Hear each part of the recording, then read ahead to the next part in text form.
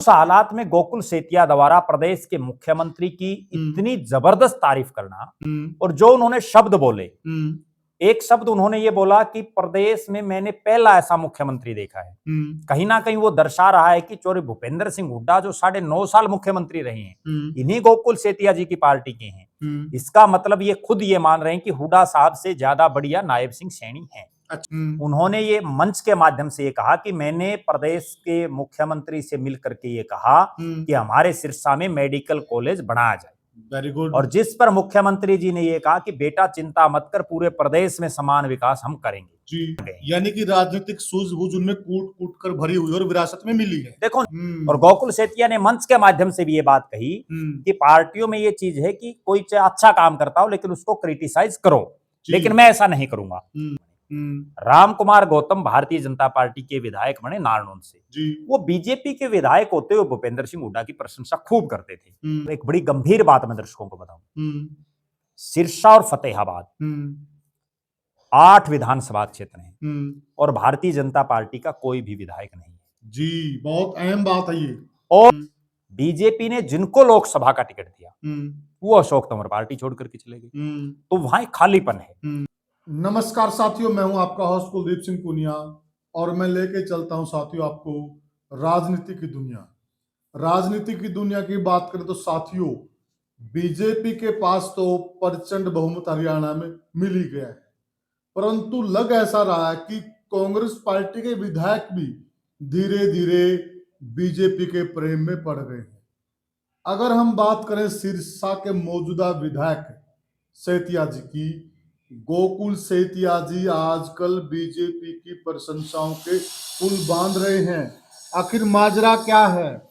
क्या धीरे धीरे कांग्रेस से उनका मोह भंग हो गया है और वो बीजेपी पार्टी की तरफ जा सकते हैं या फिर कोई और नीति है? इस सारी चर्चा में मेरे साथ जुड़े हुए वरिष्ठ पत्रकार और राजनीतिक विश्लेषक प्रद्युमन जोशीला जी। प्रद्युमन भाई राम राम। राम राम जी, सभी दर्शकों को नमस्कार, राम राम। प्रद्युमन भाई, जिस प्रकार से गोकुल सेतिया जी आजकल बीजेपी पार्टी की तारीफें कर रहे हैं जी, इसके पीछे की कहानी क्या है? देखो, गोकुल सेतिया अभी वर्तमान में सिरसा से कांग्रेस पार्टी के विधायक हैं जी और पिछला चुनाव भी वो बहुत कम मार्जिन से यहाँ से हार गए थे। उनको राजनीति विरासत में ही मिली है। उनके नाना लक्ष्मण दास अरोड़ा सिरसा के बहुत बड़े नेता रहे, कई बार विधायक बने, मंत्री रहे और इस इलाके में उनका अपना एक बड़ा वर्चस्व था। लेकिन उनके देहांत के बाद एक राजनीतिक रिक्तता आ गई थी जिसको अभी गोकुल सेतिया ने भरने का काम किया है। इससे पहले इनकी जो माता जी हैं वो भी सक्रिय हुई थी राजनीति में, लेकिन वो कामयाब नहीं हो पाई। अब जो है गोकुल सेतिया पिछला चुनाव भी बड़े क्लोज मार्जिन में गोपाल कांडा के मुकाबले हार गए थे और इस बार भी गोपाल कांडा ही उनके सामने थे और इस बार भी बड़े क्लोज मार्जिन में वो जीते हैं। बड़ी कांटे की टक्कर थी दोनों बार। और अब जब सिरसा में एक मेडिकल कॉलेज के शिलान्यास के लिए प्रदेश के मुख्यमंत्री नायब सिंह सैनी आए, प्रदेश की स्वास्थ्य मंत्री आरती राव आई, उस कार्यक्रम में जिसकी किसी ने कल्पना भी नहीं की थी कि एक कांग्रेस का विधायक, और वो भी एक ऐसा विधायक जो मुखर होकर के बोलता है और जिसको हराने के लिए पूरा तंत्र मंत्र, क्योंकि वहां जो है हमने देखा जब काउंटिंग हो रही थी तो उस समय भी, और जब पोलिंग थी 5 तारीख को, तो उस समय भी बड़े इस तरह के सर्कमस्टांसेस थे कि यहाँ कुछ भी हो सकता है जी। उस हालात में गोकुल सेतिया द्वारा प्रदेश के मुख्यमंत्री की इतनी जबरदस्त तारीफ करना और जो उन्होंने शब्द बोले, एक शब्द उन्होंने ये बोला कि प्रदेश में मैंने पहला ऐसा मुख्यमंत्री देखा है। कहीं ना कहीं वो दर्शा रहा है कि चौधरी भूपेंद्र सिंह हुड्डा जो 9.5 साल मुख्यमंत्री रहे हैं, इन्हीं गोकुल सेतिया जी की पार्टी के हैं। इसका मतलब ये खुद ये मान रहे हैं कि हुड्डा साहब से ज्यादा बढ़िया नायब सिंह सैनी है। अच्छा, जो उनकी बातें हैं। दूसरी बात, उन्होंने जिस तरह से गोपाल कांडा के साथ मंच साझा किया, जिनके साथ 2 चुनाव में लगातार उनकी इतनी खींचतान रही है, और देखा जाए तो ये हरियाणा की राजनीति में एक अच्छा संकेत भी है जी। क्योंकि देखिए, चाहे मौजूदा विधायक हों और जो उनके मुकाबले में हारे हों, आखिर हैं तो दोनों जनता के नुमाइंदगी और दोनों का सरोकार और उद्देश्य भी यही होना चाहिए कि जनता के कार्य ज्यादा किस प्रकार से हों। देखो, निश्चित रूप से बहुत अच्छी पहल है और इस पहल का प्रदेश के बाकी विधायकों को भी अनुसरण करना चाहिए, जो विपक्ष के विधायक हैं। एक बड़ी गंभीर बात मैं बताऊं, जो लोग अभी सत्ता में नहीं आए, वो विधायक बन गए, उनके पास जब जनता किसी काम के लिए जाती है तो उनका एक सीधा सा एक जवाब होता है कि हम तो राज में नहीं है। हाँ, बिल्कुल। कोई हार गया है वो भी ये कहता है भाई मैं तो राज में नहीं हूं।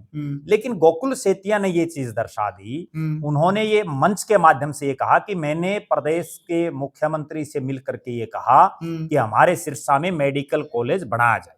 Very good. और जिस पर मुख्यमंत्री जी ने ये कहा कि बेटा चिंता मत कर, पूरे प्रदेश में समान विकास हम करेंगे जी। और उसके बाद जब वो मेडिकल कॉलेज के शिलान्यास के लिए आए तो उसमें गोकुल सेतिया का मंच पर उपस्थित होना, मुख्यमंत्री के सामने उन्होंने भाषण देना और जिस तरह से उन्होंने तारीफें की, वो वास्तव में ये दर्शाता है कि भले ही गोकुल सेतिया पहली बार विधायक बने हों, लेकिन उसके बावजूद वो राजनीति अच्छे से करना जान गए। यानी कि राजनीतिक सूझबूझ उनमें कूट कूट कर भरी हुई और विरासत में मिली है। देखो, निश्चित रूप से और बड़ा संघर्षशील उनका जीवन रहा है और लगातार पिछला चुनाव बहुत कम मार्जिन से हारने के बाद वो 5 साल लगातार लोगों के बीच में रहे और प्रदेश की जनता में इस तरह की आवाजें भी उठ रही हैं कि उनको कांग्रेस के एक फायर ब्रांड नेता के तौर पर कांग्रेस को उनको बड़ा पद देना चाहिए। बिल्कुल। लेकिन अब पार्टी देती है नहीं देती, लेकिन मुझे ये भी लग रहा है कि इस एपिसोड के बाद पार्टी उनको बहुत ज्यादा कोई बड़ा पद भी नहीं देगी। क्यों नहीं देगी?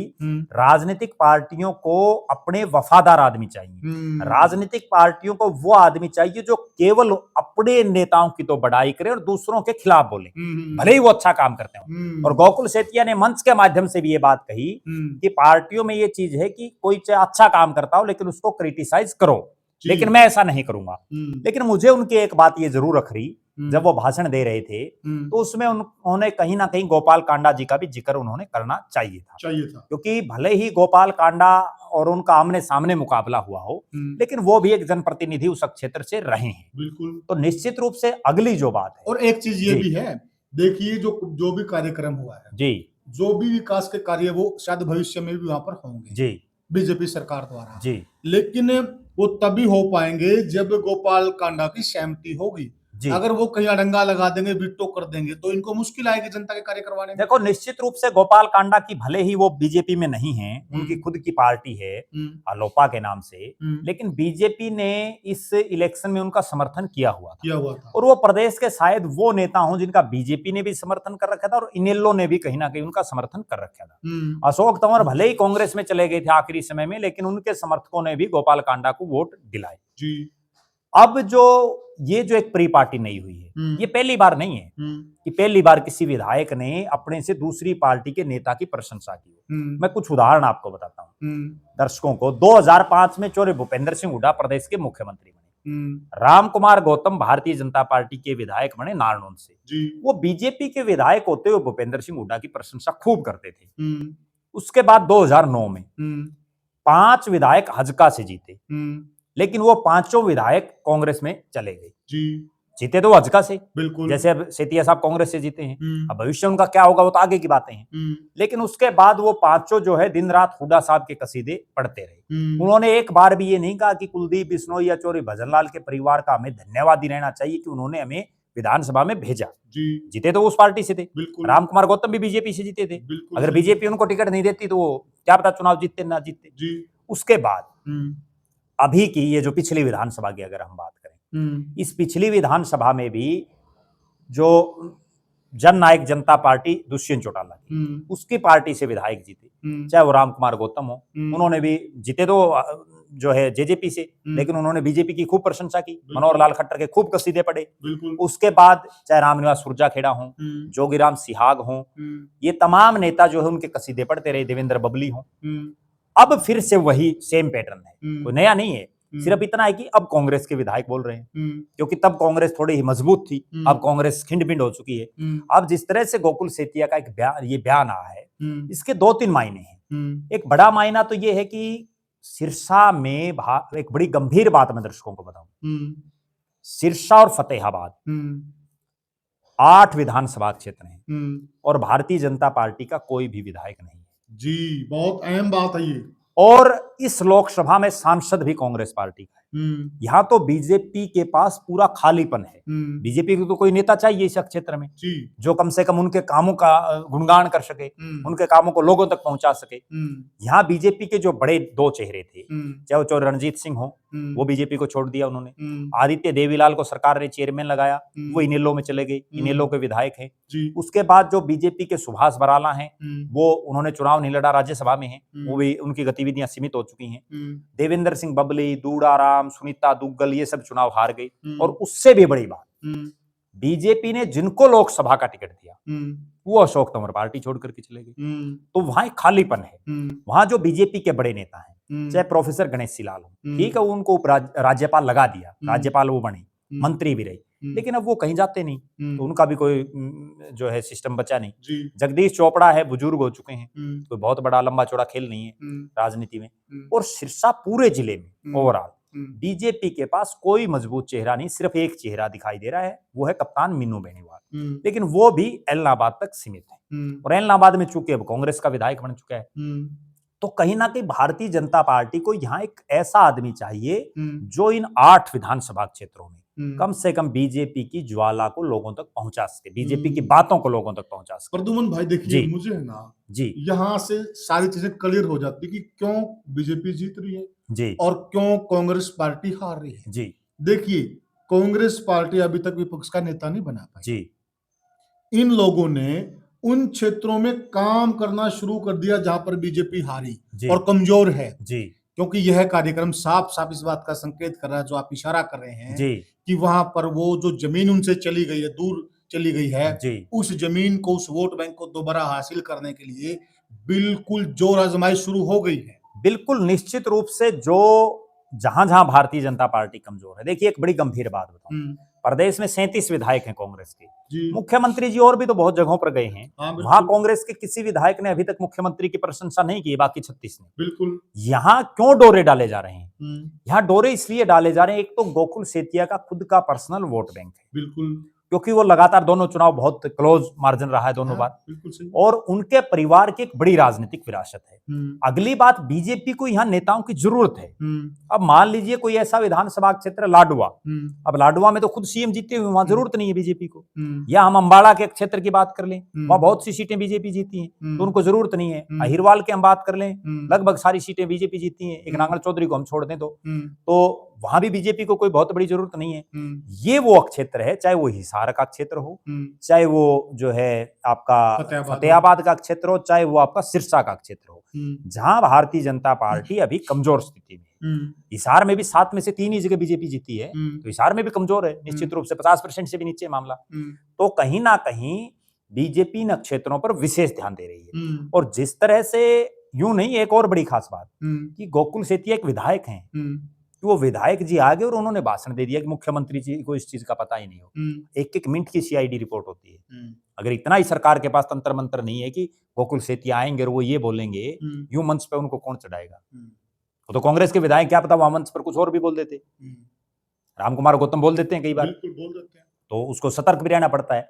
मेरा ऐसा मानना है कि गोकुल सेतिया को भी इस चीज का आभास हो चुका होगा कि कांग्रेस का भविष्य भी बहुत उज्जवल दिखाई नहीं दे रहा, डूबता हुआ जहाज, और कहीं ना कहीं बीजेपी लंबे समय तक जो है सत्ता में रहेगी। और वो जिस समाज से गोकुल सेतिया आते हैं, उस समाज का भी एक बहुत बड़ा वर्ग भारतीय जनता पार्टी के साथ जुड़ा हुआ है, जो कहीं ना कहीं ये दर्शा रहा है कि भविष्य में वो कुछ भी कर सकते, क्योंकि उनका खुद का भी कोई ये नहीं है कि कोई पैरामीटर की, वो तो पक्के कांग्रेसी हैं। और पिछला शूट कर रहा है, पिछला चुनाव गोकुल सेतिया ने इंडिपेंडेंट लड़ा और इंडियन नेशनल लोकदल ने उनको सपोर्ट किया बाहर से, तो इस चुनाव में वो कांग्रेस से आ गए। हो सकता है अगले चुनाव में वो भारतीय जनता पार्टी से आ जाए, और शूट भी करता है, बिल्कुल बीजेपी को भी शूट करता है, और कांग्रेस जो है गोकुल सेतिया को भी शूट करता है। और एक और बड़ी बात, भारतीय जनता पार्टी की एक नीति और एक रणनीति जो मैं देख रहा हूं, और पूरे हरियाणा में नहीं, पूरे देश में है, कि कहीं किसी विधानसभा क्षेत्र में या कहीं किसी प्रदेश में कोई नेता थोड़ी सी भी फूफा करे ना, कोई ये समझे कि मैं ही तुर्रम खान हूं, उसके पैरेलल वो तुरंत प्रभाव से दूसरा नेता खड़ा कर देते हैं।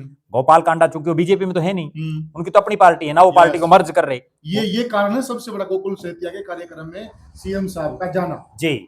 तो उसके बाद क्या था कि वहां जो गोपाल कांडा है उनकी भी कोई विश्वसनीयता नहीं है। वो पहले चौटाला परिवार के बहुत नजदीकी थे, उसके बाद वो इंडिपेंडेंट जीते चौरे भूपेंद्र सिंह हुड्डा की गुणगान करने लगे, फिर उन्होंने अपनी पार्टी बना ली। कभी वो अभय सिंह चौटाला की सपोर्ट ले लेते हैं, कभी वो बीजेपी की सपोर्ट ले लेते हैं, तो स्टैंड तो उनका भी नहीं है। तो यहाँ वो ज्यादा फूफा ना करें। बीजेपी इसलिए उनको ये दिखा रही है कि अगर आप थोड़ा सा भी हलचल करोगे तो दूसरी तरफ से दरवाजे खुले हैं। हम ये भी कह सकते हैं कि जो पुराना देवीलाल का गढ़ है जी, कहीं बीजेपी की उसमें सेंध लगाने की भी कोशिश है। देखो भारतीय जनता पार्टी ने पिछली बार एक इंटरनल सर्वे करवाया जिसमें बीजेपी के सामने 3 और 3 यानी 6 जिलों में ये आया कि इन 6 जिलों में अभी समस्या है पार्टी को स्थापित होने में। 3 जिले रोहतक, सोनीपत, झज्जर जो चौधरी भूपेंद्र सिंह हुड्डा का गढ़, और 3 जिले हिसार, फतेहाबाद और सिरसा जहां चौधरी देवीलाल के परिवार का अपना एक वजूद रहा है जी। उन्होंने उसमें धीरे धीरे जो है अपने पैठ जमानी शुरू की। अब परिणाम ये पिछली बार की बातें बता रहा हूं। इस बार हुआ क्या कि सोनीपत को उन्होंने हुड्डा के हाथों से खींच लिया, बिल्कुल हिसार को भी 35% के आसपास खींच लिया अपनी तरफ, और अब बच गया आधा हिसार और सिरसा और फतेहाबाद, और अगला बच गया रोहतक जिला। हिसार को भी तो हम 50 कह सकते हैं, वो तो इन्होंने टिकट नहीं दी शास्त्री जिंदल को। हाँ, वो टिकट है और भी टिकटें गलत बटी, वो एक अलग बात है, लेकिन परिणाम की हम बात कर रहे हैं। और उसके बाद एक रोहतक जिला जहां जो चारों विधायक हैं वो कांग्रेस पार्टी के हैं, और जो झज्जर है उसमें भी बहादुरगढ़ में निर्दलीय जीते हैं। तो कहीं ना कहीं इनको अब जो अगली जो मैं जो समझ पा रहा हूं, इन 5 जिलों में भारतीय जनता पार्टी अगला जो इनका 5 साल का कार्यकाल है इनमें विशेष फोकस रखेगी, नए नए लोगों को अपने साथ जोड़ेगी। जिन 5 जिलों को मैं दोबारा दोहरा देता हूं, जिसमें हिसार, फतेहाबाद, सिरसा, रोहतक और झज्जर, ये 5 जिले ऐसे, क्योंकि मेवात को वो अभी नहीं छेड़ेंगे, क्योंकि उनको ये पता है कि मेवात में बहुत ज्यादा मेहनत करने की अभी जरूरत है, वहां तो बड़ी बुरी हार हुई है भारतीय जनता पार्टी की।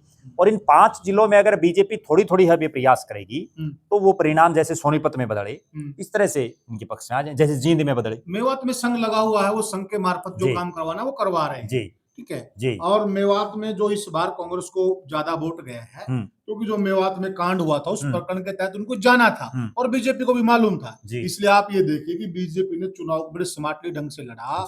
उन्होंने मेवात में अपना टाइम भी नहीं खराब किया जी, टाइम नहीं खराब किया, बिल्कुल। इसीलिए बीजेपी हर चीज को मैनेजमेंट और मार्केटिंग दो ही फंडों पर लड़ रही है। वो मैनेजमेंट के हिसाब से उनको ये पता है कि सबसे आसान चीज कौन सी है। अब गोकुल से इस पूरी बेल्ट की मैं अगर बात करूं, सिरसा जिले में जो 3 विधायक बने उनमें जरनैल सिंह पहली बार के विधायक नहीं है, परमवीर सिंह भी पहली बार के विधायक नहीं है, बलवान सिंह दौलतपुरिया भी पहली बार के नहीं है, शिषपाल केरवाड़ा भी पहली बार के नहीं है, भरत सिंह बेनीवाल भी पहली बार के विधायक नहीं है। सिर्फ इकलौते गोकुल सेतिया पहली बार के विधायक है जो ये पूरा एरिया है। तो सबसे पहले आप जो कमजोर जो कड़ी है या जो राजनीति में सबसे नए हैं, आप उनको अपनी तरफ आकर्षित करो। और उससे क्या है कि बड़े को अगर एकदम आप कहोगे तो उसके हो सकता है डिमांड भी बहुत ज्यादा हो, कई बार ये भी तो चीजें होती है ना।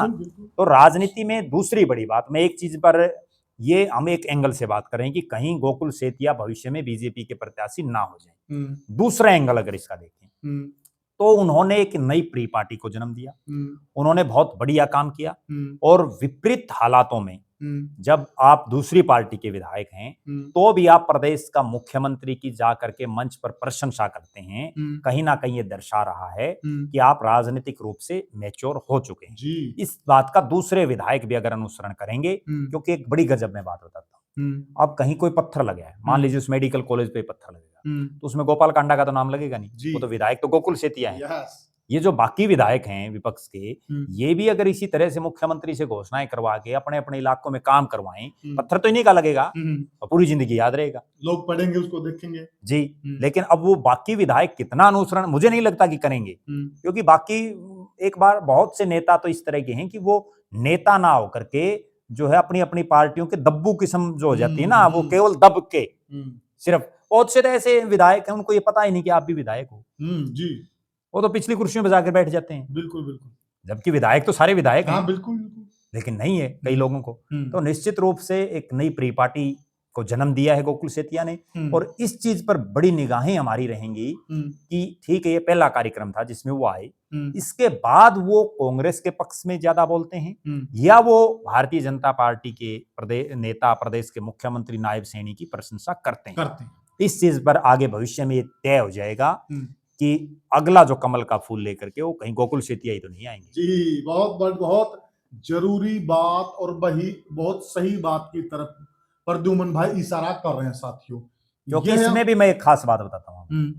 जो मैंने बीच में एक उदाहरण दिया कि जिन जिन नेताओं ने पीछे अपने से दूसरी पार्टी के नेताओं की प्रशंसा की, उन्होंने अगला चुनाव उन्हीं पार्टियों की टिकटों पर लड़ा। बिल्कुल रामकुमार गौतम 2005 में बीजेपी के विधायक थे, हुड्डा साहब की प्रशंसा की तो कांग्रेस से चुनाव लड़ा 2009 में। बिल्कुल विनोद ब्याणा, सतपाल सांगवान से लेकर के राव नरेंद्र और धरम सिंह छोकर और जिलेराम शर्मा, ये 5 विधायक जो है गए कांग्रेस भाजपा से कांग्रेस में।